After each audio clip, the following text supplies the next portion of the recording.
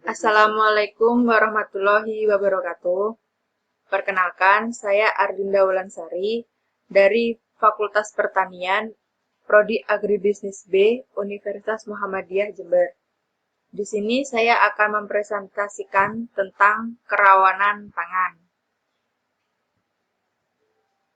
Pengertian kerawanan pangan adalah kondisi suatu daerah, masyarakat, atau rumah tangga yang tingkat ketersediaan dan keamanan pangannya tidak cukup untuk memenuhi standar kebutuhan fisiologis bagi pertumbuhan dan kesehatan sebagai besar masyarakatnya.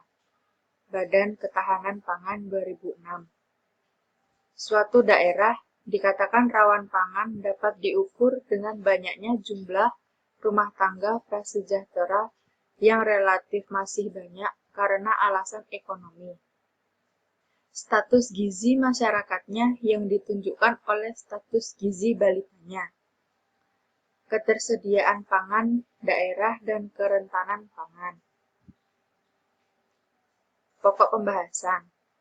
Untuk mengetahui apakah suatu masyarakat dalam kondisi rawan pangan kronis dapat dilihat dari 10 indikator yang tercakup dalam 3 aspek, yaitu 1.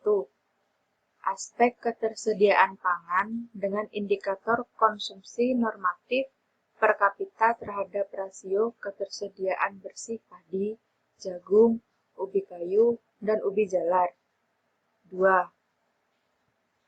Aspek akses pangan dan mata pencaharian dengan indikator persentase penduduk yang hidup di bawah garis kemiskinan. Persentase desa tidak memiliki akses penghubung yang memadai dan persentase penduduk tanpa akses listrik. 3. Aspek kesehatan dan gizi dengan indikator angka harapan hidup saat lahir, berat badan balita di bawah standar, perempuan buta huruf, angka kematian bayi, penduduk tanpa akses air bersih, dan persentase penduduk yang tinggal lebih dari 5 km dari puskesmas. Untuk mengetahui apakah suatu daerah mengalami kerawanan pangan transien dapat dilihat dari 4 indikator, yaitu 1. Persentase daerah tak berhutan.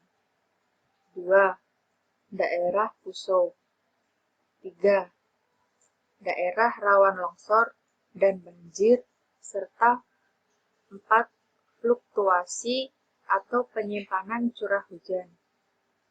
Terjadinya kerawanan pangan, baik kronis maupun transien, harus secepatnya mendapatkan perhatian dan bantuan pemerintah. Jika tidak segera ditangani dengan baik, dikhawatirkan akan berdampak negatif terhadap masyarakat yang mengalaminya.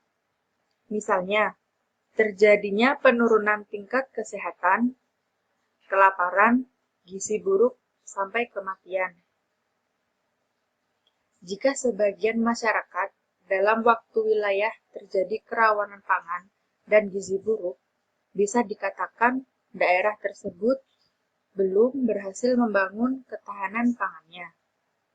Karena itu, agar pembangunan ketahanan pangan di daerah bisa terlaksana dengan baik, komitmen yang tinggi saja belum cukup, tetapi harus diikuti dan didukung dengan kelembagaan yang mantap dan bisa bersinergi dengan pemangku kepentingan di bidang pangan lainnya, serta ketersediaan dana untuk mengoperasionalkan kegiatan yang sudah dirancang.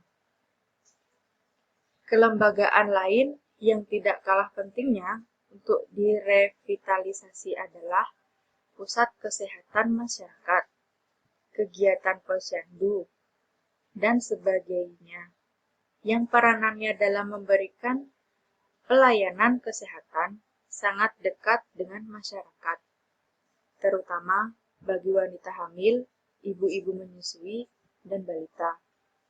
Pembangunan lumbung pangan desa untuk menjaga agar ketersediaan pangan di suatu wilayah dapat selalu terjamin kecukupan pangannya. Pemerintah daerah harus berperan aktif menginisiasi dan memfasilitasi pembangunan lumbung pangan desa, beserta kelembagaan dan manajemennya.